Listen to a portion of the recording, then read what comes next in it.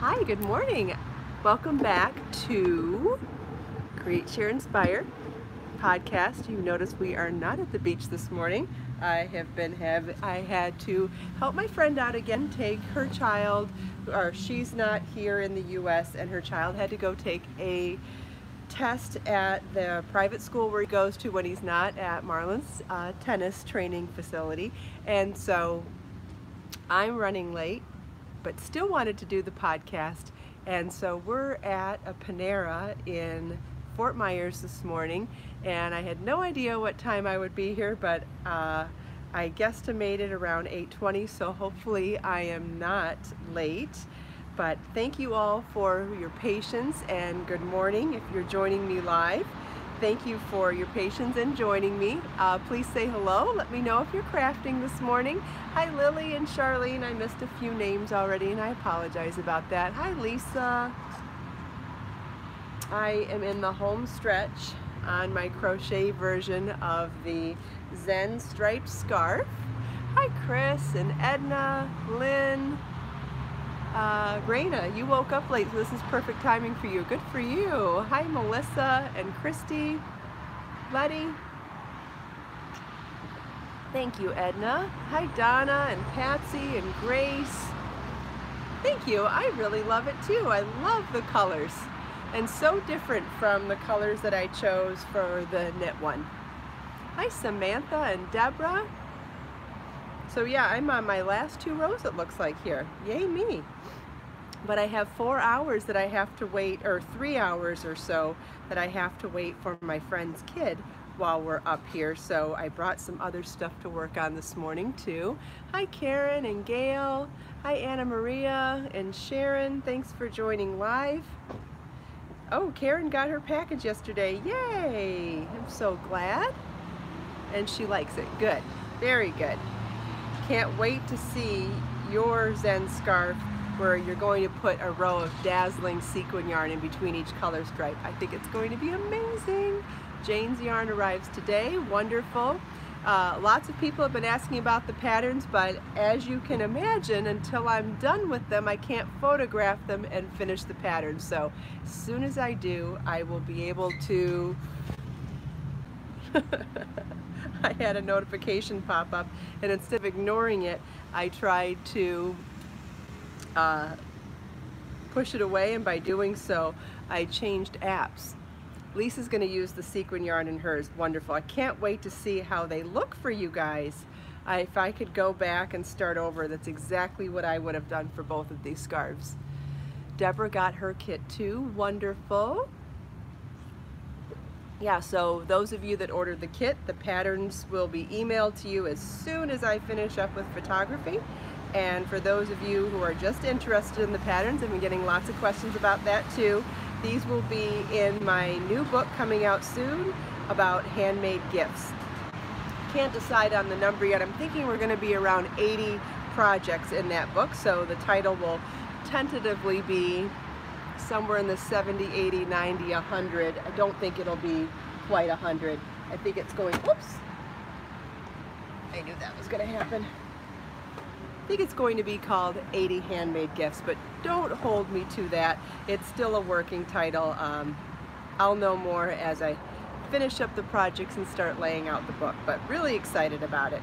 You know, it's something that's so special in my heart because I feel like there's nothing better than making handmade gifts, and especially with our busy schedules, having a go-to resource for handmade gifts that aren't always labor intensive is going to be great for not only gift making, but also for thinking of things that you could sell when you're looking to sell things as well.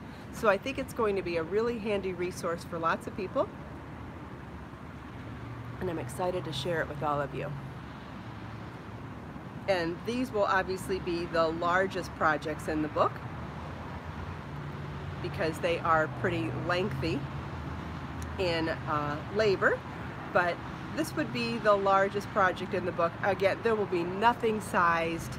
There will be nothing that's super complicated. It's going to be relatively easy stuff, relatively quick stuff, but lots of beautiful and thoughtful ideas for gift giving.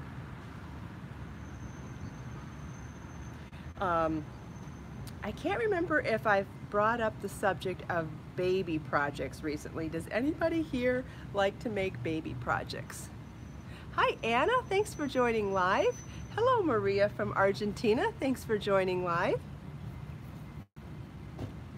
So I have a couple questions about baby making projects if you're interested in that. Curious if you prefer to knit or crochet baby things, or if you do both craft, do you have a go-to craft for baby? Or is there a certain type of project that you like to make when you're making baby gifts? Do you prefer to make toys, blankets, garments? Yeah, if you don't have babies in the family, that's okay. You know, baby making is actually one of the most wonderful ways to do charity work. It's also a great thing to make for other people who are having babies in their families. Lynn likes to knit and crochet baby blankets. Hi Catherine, thanks for joining live. Mary says crochet baby blankets. Hi Nikki. Deborah would be interested in toddler knit and crochet items. Yes, I think where my head is going for baby is to do knit and crochet and to make clothing from newborn through toddler. Oh yeah, KB has a place that she donates stuff for baby stuff. Yeah, there's lots of really wonderful places to donate, and that's something that I will also work on getting those resources together when I start my baby stuff. I think toys is a great thing to make. Home deck for the baby nursery are great gifts to make or to give. Yeah, so I'm not talking about doing this for the handmade gift book, but when I plan on working making a baby collection in the near future, and when I do, I'm thinking about doing knitting and crochet, blankets, layette sets, garments, which is really what a layette is. It's a matching set of clothes, and also some toys and maybe some home deck things for the nursery. But I was just kind of curious what your thoughts were on baby stuff. And I better start looking up at the screen to see what you're saying.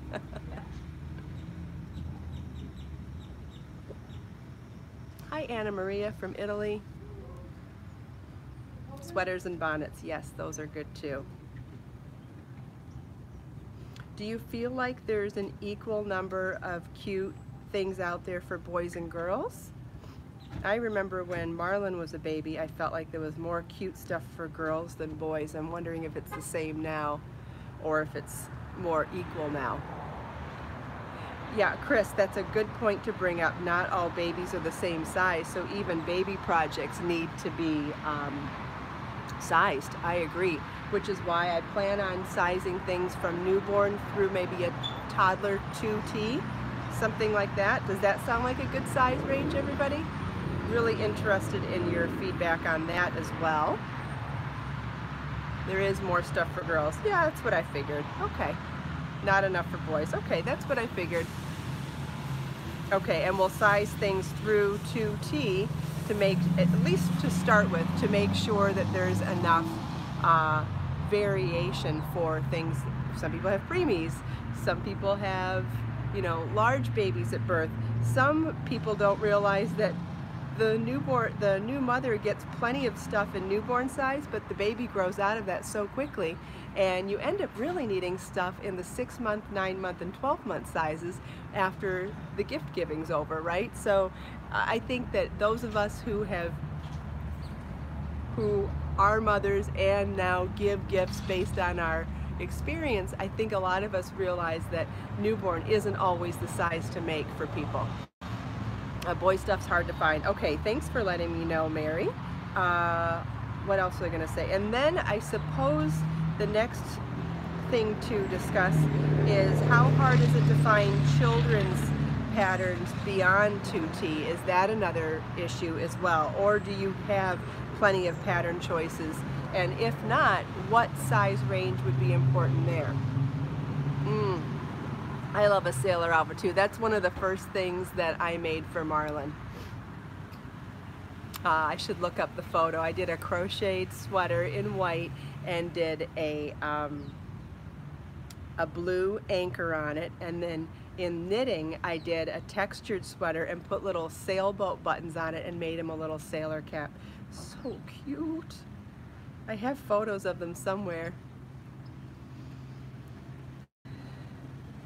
Lisa, I can't tell if you're talking to me or if you're talking to someone named Chris. Maybe there's something, a side conversation going on. I'm not sure. Woo! We're down to the last row. Woohoo! But I am curious to see what your thoughts are on children's clothing beyond 2T. If there's a market for that, if there's plenty of stuff out there, or if that's something that you would be interested in as well. Love being able to ask you guys questions in the morning. This is so fun. I hope you enjoy being able to give your feedback too.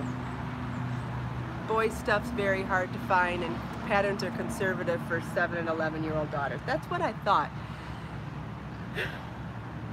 Excuse me. Excuse me. Excuse me. Over the years, I've received, you know, not a lot, but steady. Thank you, Karen. I've received steady requests for converting some of my patterns into children's sizes, so I wondered that. Thank you, Judy and Chris and Melissa. Freezaby has 1 and 3-year-old granddaughters, and we've got an 11-month-old grandson. Elisa, I missed what you said. Maybe something about humidity. Yeah, look at, I have poker straight hair. I used a flat iron on my hair today, and look at this. This is poker straight hair with a straight iron and product. That's how humid it is out here. My hair's faking being frizzy. I don't even have frizz, and my hair's frizzy today. What does that tell you? Can you imagine? If you have frizzy hair, can you imagine what this would do to your hair? I mean, literally, I used a flat iron on straight hair. And I don't care. But humidity ruins your hair. Actually, humidity is actually good for your hair in a way though, because it has moisture in it. It helps people with dry hair, and I happen to have dry hair, so I actually think humidity is good for your skin too, because your skin has the ability to soak in even more moisture than you give it through your moisturizer and through drinking water. So I've found that when I live in a humid climate versus a dry climate, I think it's better for my hair and my skin. Oh yeah, when it's fixed, Lisa, yeah. Yeah, humidity doesn't, I mean, unless, even trying to go straight, look what happens. So I really have no choice in the humidity. And I don't care. I don't care. Not really. If it was a photo shoot day, yeah, I guess I would care. But that's about it. Gotcha, Lisa. Okay, so I didn't see a whole lot of comments on projects beyond baby. So does that, I'm not sure if that means people don't have an interest in children's patterns, or if people are more just more focused on the baby stuff. I'm guessing it's easier, more gift giving. Oh, mother and daughter lookalikes. Yeah, that's a good idea. Yes, like Lily Pulitzer does. I follow Lily Pulitzer on Instagram, and I love seeing how they do lookalikes for mom and daughter, and they even do lookalikes for mothers and children too. Donna gives a vote for children's clothing. Lisa said teen girls clothing. Okay. All good thoughts. Yes. Man, I'm not even sure what teen clothing means. Boy children patterns. Okay. Lily has a 3-year-old son, and she'd love to do more for that. Okay, so, all right. Now I'm getting the vibe. A little bit of everything that's related to kids. Okay, wonderful. Thank you all so much for your feedback. Adult crochet slippers. Keep in mind, I'm in a parking lot today, so anything goes. Newborn baby projects, yes, for sure. All right. Well, obviously, I have something brewing in the background, and I can't tell you very much about it yet, but it is related to what I'm asking you about today, and I'm super excited to tell you about it when the time comes closer. Okay, yep, I'm hearing all of you now. This is great. Thank you so much, everybody. Love getting your feedback. Thank you. Yeah, I see lots of people saying children older than toddlers. Okay, that's what I thought, but I wanted to make sure. Oh, a doll and a little girl. Or yes, that's a great idea too. I don't know if anybody remembers. Does anybody remember when I did a project for, I did 2 books for boy yarn craft several years ago. I taught myself how to knit clothes for 18-inch dolls, which is the generic way of saying the American dolls. You know, the 18-inch American dolls. Well, I did a whole collection for both knitting and crochet, and I believe you can still find them on Amazon.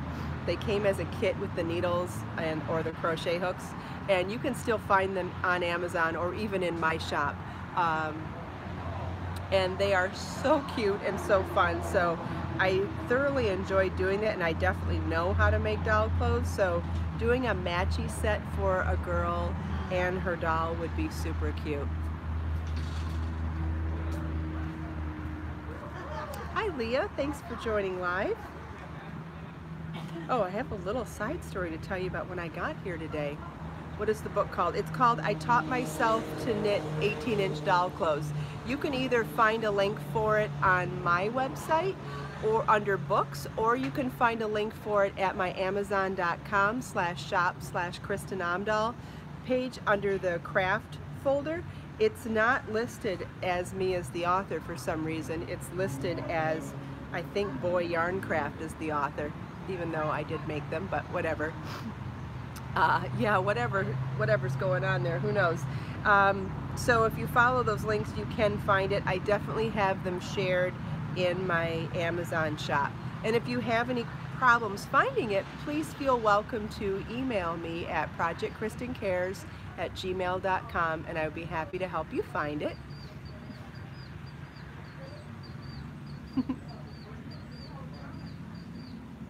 Oh, Carmen, they're so cute. I did them as vignettes, so there's the beach bunny, and then there was movie night, and there was prom, and so for each one of those vignettes, I did an outfit, an accessory, like a dress, and a shawl, and a bag, and a hat, and leg warmers for the movie night, and no, it was a poncho, leg warmers, bag, and hat for movie night. For the beach bunny, we did a beach blanket, a bikini, a sarong, and a beach bag. Oh, they were so fun and so cute. So if you have trouble finding them, please feel welcome to email me and I'll help you find them. Oh, I'll put it in the links for today's blog post. You know how I'm trying to do a blog post for every day of the podcast? So that way, yes, I taught myself to knit. And then the other one is I taught myself to crochet 18-inch doll clothes. So in today's blog post about the podcast, I'll put them in there, but you can also find them in my Amazon shop, and you can also find the links on my book page on my website too. So hopefully that's enough ways to find them. Super cute though.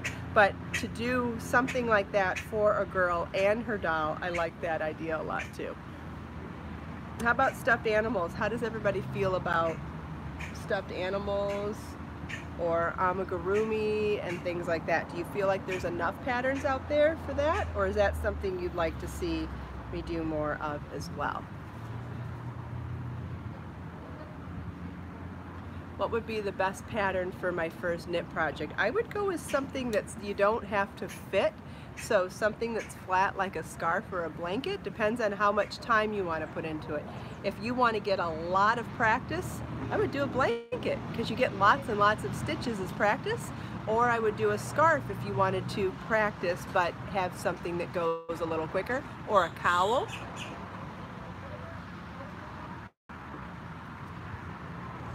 Yeah, we've got new people. I'm sorry I missed the names then. What were the new names? Okay, Donna doesn't care about stuffed animals. Good to know. I think, you know, we'll see where we go with all of that. Hi Lewis, thanks for joining live.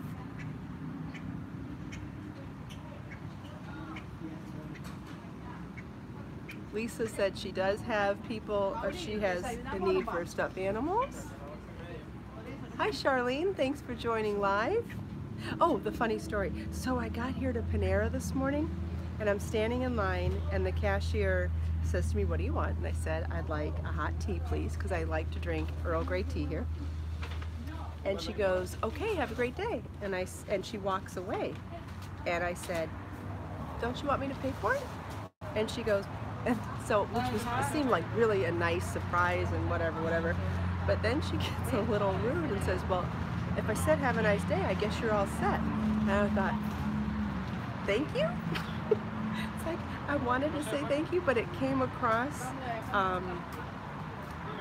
it started off friendly and then I didn't know what the tone meant, so I said thank you and I definitely appreciate it. But I was also just a little curious about how I was supposed to react to that. Which of my items did you see on Joanne's website recently? I'm curious. I would like to know. Whoever said they saw my stuff on Joanne's website, please let me know what it was. I'm curious. I guess I am too, Raina. Raina says she's sensitive to tone. I felt so uncomfortable with the way she said it, I almost forgot to say thank you. It just came, and I still don't I have no idea, Sherry. She didn't explain anything to me. It was so strange, and I don't mean to talk negatively about it other than to say I was so caught off guard, I almost forgot to say thank you. And I'm a super friendly person in situations like that. I'm always nice to cashiers. I always go out of my way to be nice to people when they're working. And I couldn't wrap my head around it. So I just took my coffee cup and or teacup and went about my business. Oh no, Judy, it's not a reason to switch. I mean, I did get a free coffee. This is only the second time I've been here. I was here at this coffee shop 2 weeks ago when I helped my friend's kid go to this school for a test. And so I'm about 45 minutes north of home. It's not my regular neighborhood. It's not my regular anything. And yeah, it was just funny. Yeah, but think about it though. She was giving me a free drink, so got to remember that this was a really lovely thing, and I don't know why I stumbled on her tone so much. I don't know how that happened, because hey, I got a free drink today, and I should be super excited about that. Oh, Rachel, you think maybe she's a crafter? Maybe she did get flustered, KB, because you know what? She had a very, let's call them a high maintenance customer before me. She did have a high maintenance customer before me, but it was nice nonetheless. Mel, no, I don't have any idea. I don't have any idea what's going on. I just, you know, I like to help my friends whenever I can. And I just happen to need to help my friend today. Don't know. Life comes up, right? And it just so happened to be right in the middle of the time that we normally do the podcast. Normally I'm able to shuffle things around and do them after.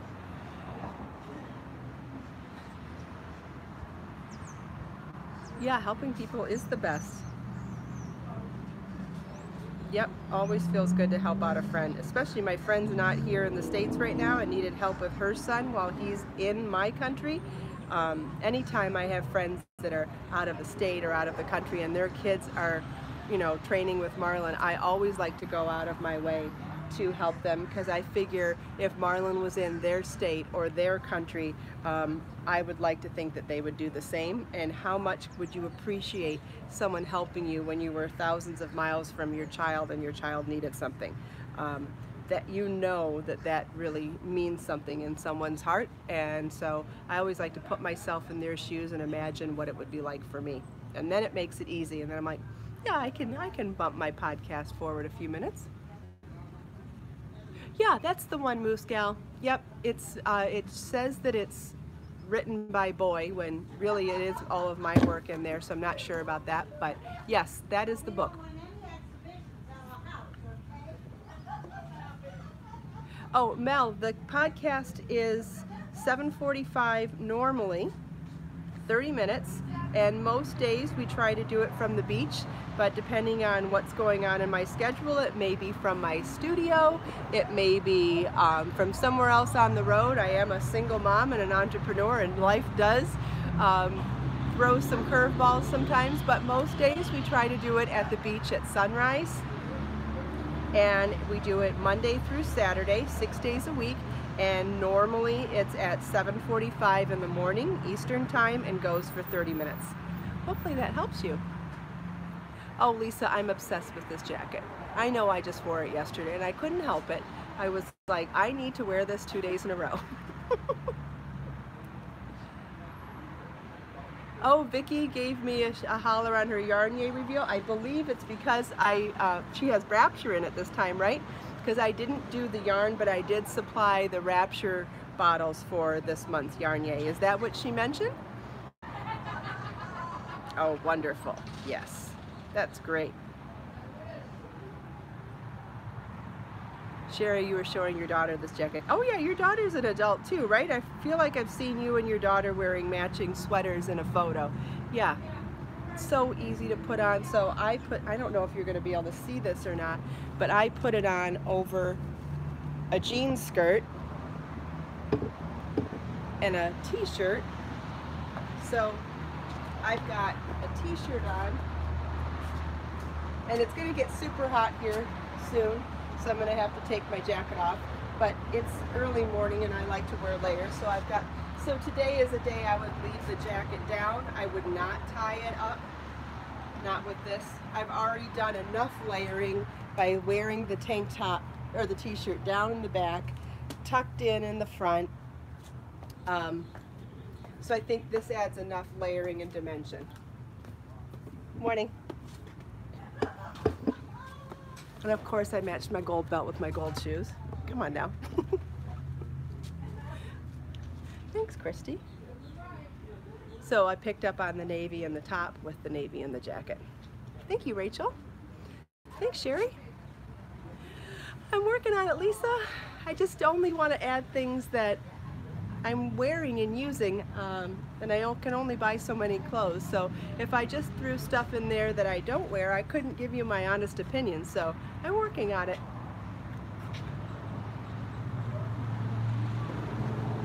Thank you, Chris. Thanks, Raina. The jean skirt is from Chico's, and I love the front slit. Doesn't it remind you of the 80s?